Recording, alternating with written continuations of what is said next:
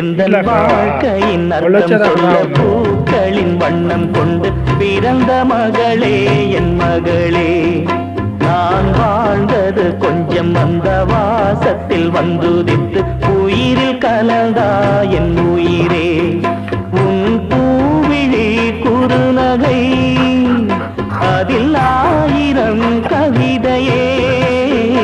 எந்த வாழ்க்கையின் அர்த்தம் சொல்ல பூக்களின் வண்ணம் கொண்டு பிறந்த மகளே என் மகளே. நான் வாழ்ந்தது கொஞ்சம் அந்த வாசத்தில் வந்துதித்து உயிரில் கலந்த என் உயிரே.